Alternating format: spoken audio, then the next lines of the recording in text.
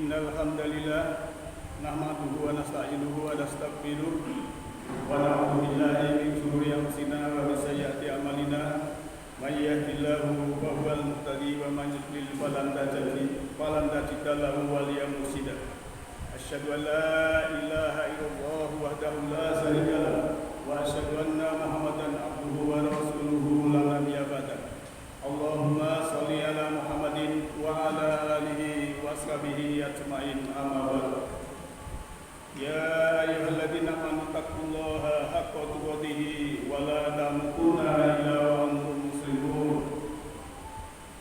Ya ayyuhan nasu taqu rabbakum alladzi khalaqakum min nafsin wahidah wa khalaqa minha zawjaha wa batha minhuma rijalan katsiran wa nisaa wattaqullaha alladzi tasaaluna bihi wal arham innallaha kana 'alaikum raqiba.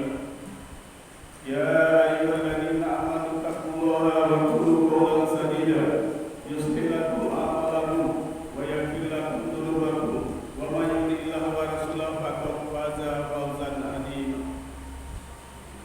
Wa qala Allah ta'ala fil Qur'anil Karim, a'udzu billahi minasy syaithanir rajim.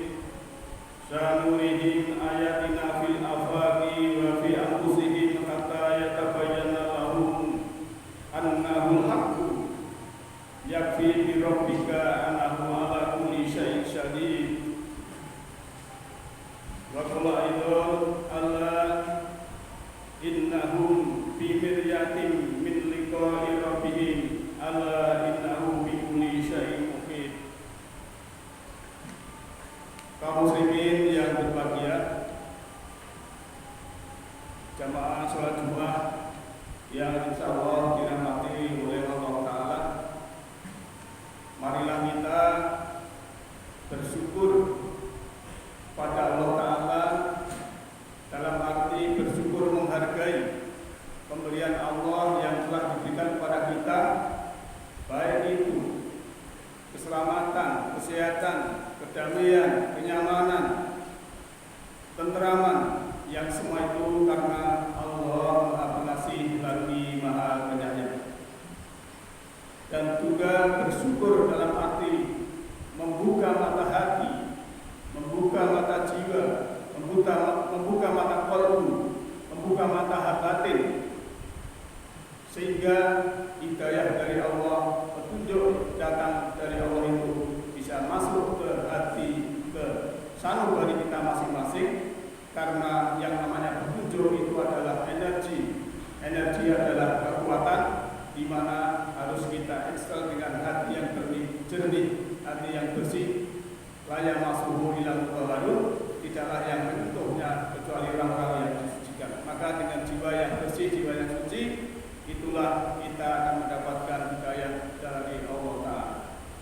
Sedang semua yang berbahagia dan dengan bersyukur karena insyaallah kita nanti bisa melaksanakan sholat Jumat sebagaimana yang difirmankan, a'udzubillahi minasyaitonir rajim. Ya ayyuhalladzina amanu idza nudiya lis-sholati min yaumil jumu'ati fas'au ila dzikrillahi wa dzarul bait dzalikum khairul lakum in kuntum ta'lamun. Hai manakah dia orang-orang yang telah beriman, apabila disuruh untuk melaksanakan sholat Jumat, maka tinggalkanlah niaga, tinggalkanlah perdagangan, tinggalkanlah pekerjaan untuk mengingat Allah, yang demikian itu adalah lebih baik bagimu jikalau kamu mengetahui. Dan jemaah yang berbahagia, kaum muslimin yang insyaallah dirahmati oleh Allah Ta'ala, sebagai topik untuk siang hari ini, marilah kita melihat cahaya, melihat terang dalam gelap. Artinya apa? Bahwa Allah memerintahkan kita untuk melihat cahaya. Cahaya dalam arti bukan cahaya yang jasmani, adalah cahaya yang rohani. Oleh karena itu Allah sudah mengatakan juga, linurihi ayatina fil afaqi wa fi anfusih. Aku bentangkan ayat-ayat kami. Ayat itu bahasa Al-Quran yang artinya adalah tanda. Aku bentangkan, aku perlihatkan tanda-tanda kami fil afaqi, di dalam ufuk-ufuk. Jamak dari ufuk adalah afaq. Dan kita mengetahui Kalau tata surya kita saja beberapa planet, artinya ufuk-ufuk itu banyak. Dari Merkurius, Venus, bumi kita, Mars, Jupiter, Saturnus, Uranus, Neptunus, dan itu semua ada afaknya, ada ufuknya. Maka di sini Allah mengatakan bahwa kita disuruh melihat, karena Allah sudah membentangkan tanda-tandanya atau ayat-ayatnya di semesta raya ini, wa fi anfusihim, dan di dalam dirimu. Jadi di dalam diri kita ini juga ayat atau tanda. Maka ada istilah mikrokosmos dan makrokosmos. Mikrokosmos adalah semesta kecil yang ada di dalam diri kita ini. Makrokosmos adalah semesta raya yang terdiri dari bumi kita, tata surya, kemudian galaksi, masuk lagi ada super booster dan lain sebagainya. Yang semua itu sebetulnya ada simetri antara semesta rohani dalam diri kita dan juga semesta raya. Maka setelah kita memahami bahwa tanda-tanda Allah di semesta yang ada di dalam diri kita dan juga di semesta raya ini simetri, maka siapa yang bisa menghadirkan seperti apa yang ada di semesta ini di dalam dirinya, dia akan mengenal dirinya. Man arafa nafsahu arafa rabbahu. Siapa yang mengenal dirinya, dia akan mengenal Tuhannya. Sebab apa? Banyak sekali manusia yang kesadarannya rendah sehingga tidak mengenal dirinya sendiri. Allah sudah memberikan fasilitas tubuh, jiwa yang sempurna, pikiran yang sempurna, dan waktu kita di ketubuhan ibu, setelah ada pembuahan dari orang tua kita ditimpakan roh, wa nafakhtu min ruhi.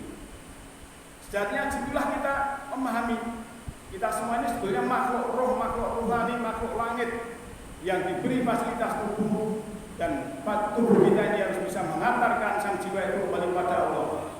Maka di dalam diri kita ini ada ayat-ayat atau tanda-tanda wa fi anfusihim.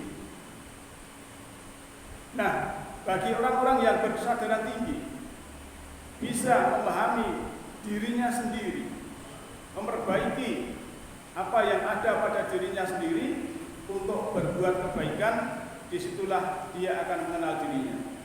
Karena siapa yang tidak mengenal dirinya tidak akan mengenal Tuhannya. Itu karena apa? Dirinya saja tidak kenal, apalagi mengenal yang membikin. Nah, kalau kita sudah menyadari bahwa kita ini makhluk roh, makhluk rohani sejatinya, dan hanya diberi fasilitas tubuh ini, maka tubuh kita ini harus bisa menghantarkan yang ada di dalam ini untuk kembali kepada Allah. Nah, disitulah maka ayat-ayat yang Allah bentangkan di semesta ini. Misalnya ada bulan purnama. Apabila di dalam jiwa kita itu sudah ada purnama rohani, akan memantulkan cahaya, yang cahaya itu akan mengurai yang namanya rahmatan lil alamin. Bukan hanya rahmatan lil muttaqin, bukan hanya rahmatan lil muslimin, bukan hanya rahmatan lil mukminin, tapi rahmatan lil alamin. Di mana kita berada menjadi rahmat, baik itu makhluk jamadi, makhluk nabati, makhluk hayawani, apalagi makhluk insani.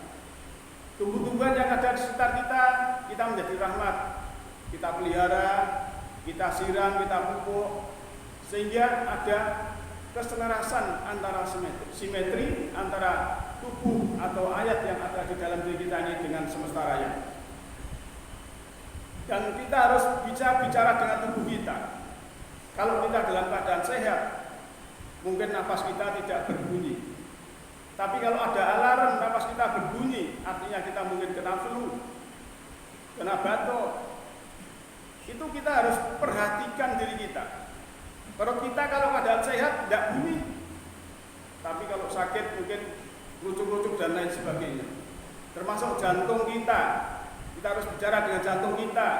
Mungkin jantung kita ini kalau hal-hal yang biasa kita sabar dalam frekuensi yang bagus, yang lembut, yang menikmati hidup dengan bahagia, santun, rahmatan lil alamin, kasih sayang, itu akan tidak ada bunyinya. Tapi apabila kita marah-marah, emosi, sakit hati, kecewa, maka jantung akan berdetak lebih kencang dan berbunyi.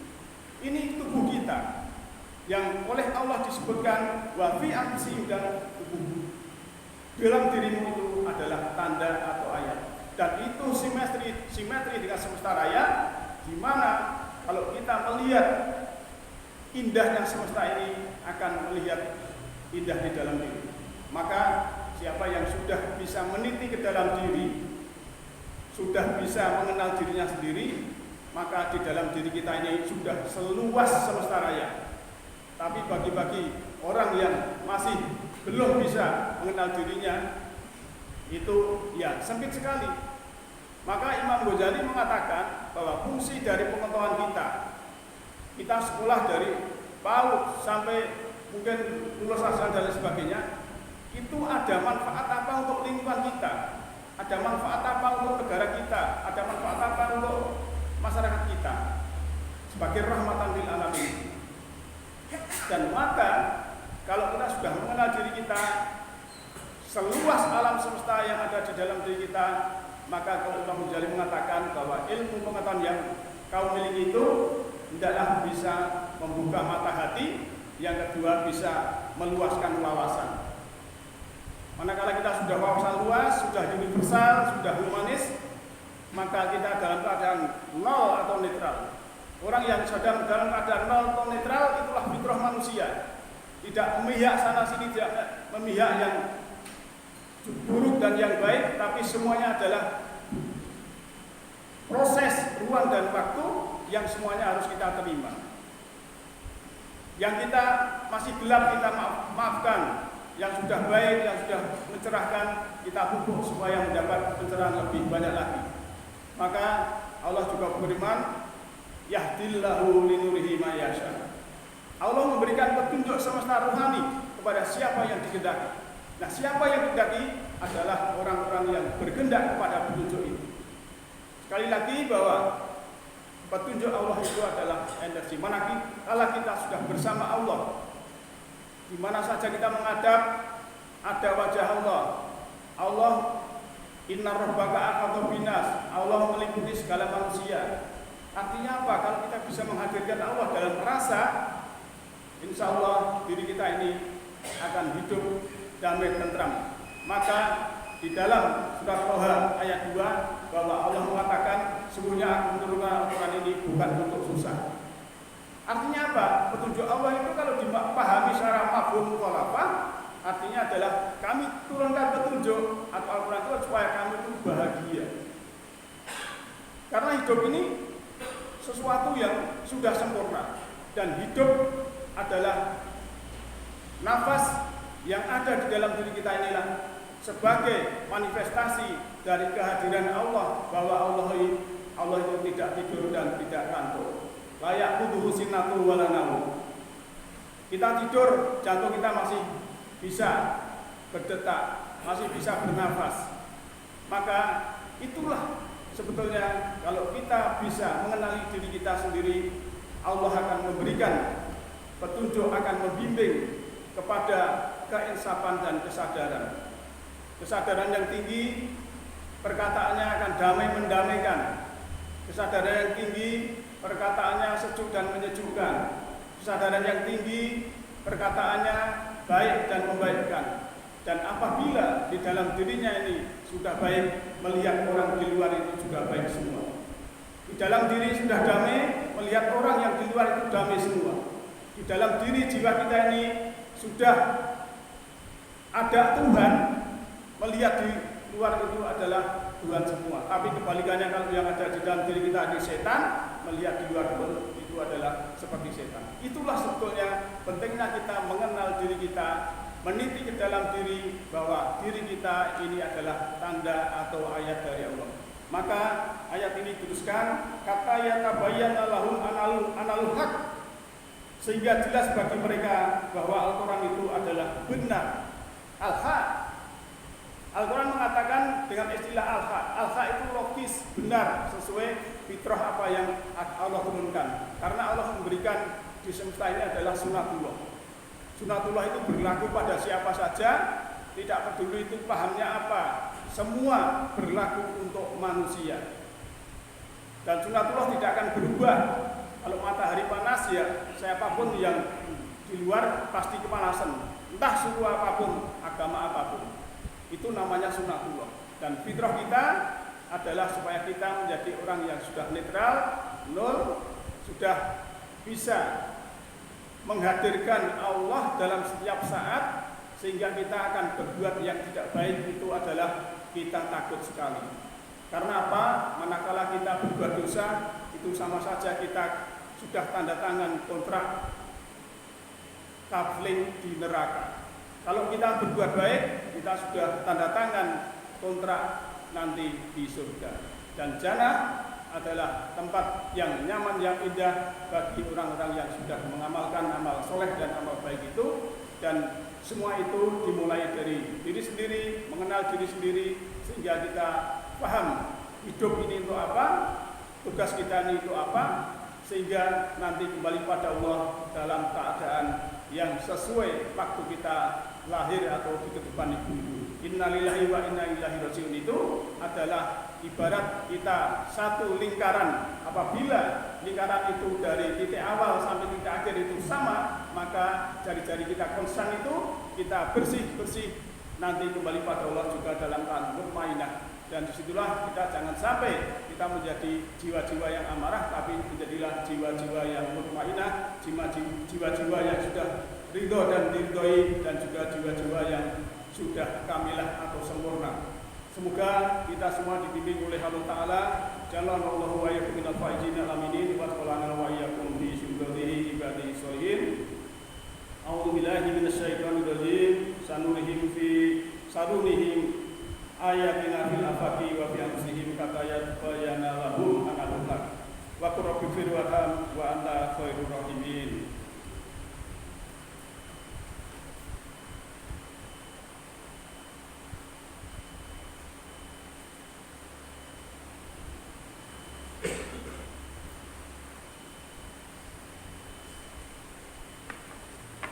Alhamdulillah, ala wa ma kunna linahtadiya laula an hadanallah. Laqad ja'alna rabbuka bil haqqi wa nudu amrikumul jannatu istiwa bima kuntum ta'lamun. Asyhadu an la ilaha illallah wal malikul haqqul mubin wa asyhadu anna Muhammadan abduhu wa rasuluhu shadiqul batil amin. Allahumma shalli ala Muhammadin wa ala alihi wa sahbihi ajmain. Ya ayyuhalladzina amanu taqullaha haqqa tuqatih wa la tamutunna illa wa antum muslimun. Bahasa yang kedua mengingatkan untuk kita yang kaum muslimin yang warga Muhammadiyah bahwa Muhammadiyah untuk tahun ini 1446 Hijriah sudah memakai kalender Hijriah global tunggal atau KHGT, dan semua itu insya Allah akan bermanfaat untuk manusia kaum muslimin yang di planet bumi ini, sehingga insya Allah satu hari satu tanggal, dan situlah adalah ada unsur pragmatis, karena dalam ayat Allah itu adalah ada unsur koherensi, bahwa ayat itu tidak bertentangan dengan ilmu yang lain, fakta yang lain, dan juga memenuhi korespondensi, bahwa ayat pada faktanya bahwa hisab itu adalah betul-betul ada. Kalau kita aplikasi stellarium, maka di situ kita akan melihat benda-benda angkasa dan kapan itu tenggelam, kapan itu. Dan kita umatan Mahasato bagi orang-orang yang hidup di Finlandia, Swedia, yang dimana matahari tenggelam pada pukul 11 malam dan terbit pada pukul 2 malam, maka disitu akan ikut yang umatan Wasato Umat Tengah, sehingga hisab kalender itu bisa dimanfaatkan untuk seluruh di planet bumi. Mari kita berdoa. Innallaha wa malaikatahu yusholluna 'alan nabi ya ayyuhalladzina amanu shollu 'alaihi wa sallimu taslima. Allahumma sholli ala malaikatikal mukarramin wa anbiya'ika wal mursalin wa anfa'atika ajmain bi rahmatika ya arhamar rahimin. Allahumma ighfir lil mu'minina wal mu'minat